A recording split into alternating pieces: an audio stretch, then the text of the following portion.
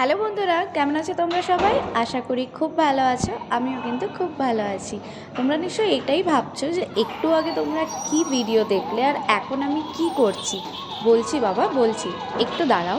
তো আজকে বিকেলবেলা আমি রেডি হয়ে চলে গেছি একটা জায়গায়। জায়গাটা হচ্ছে এইটা। তো আচ্ছা, তোমাদের সবাইকে না আমার একটা কথা শেয়ার করা হয়নি। আর কথাটা হচ্ছে যে শুভম ব্যাঙ্গালোর থেকে চলে যাচ্ছে, ও দুর্গাপুর শিফট করছে। সরি, দুর্গাপুর যাচ্ছে কলকাতা শিফট করার জন্য। তো যবে থেকে ও ব্যাঙ্গালোরে এসেছিল, আর ওর অফিসটা হচ্ছে ওই পিনকোডের ওই সাইডেই। তো প্রত্যেকবার বিগত 1 বছর ধরে যতবার আমরা ওই রাস্তা দিয়ে গেছি, আমরা শুধু এটাই ভেবেছি যে একদিন পিনকোডে যেতে হবে, একদিন এখানে গিয়ে খেতে হবে। তো দেখতে দেখতে 1 বছর পেরিয়ে গেছে, আর এখন জাস্ট কয়েকটা দিন বাকি ওর চলে যাওয়ার।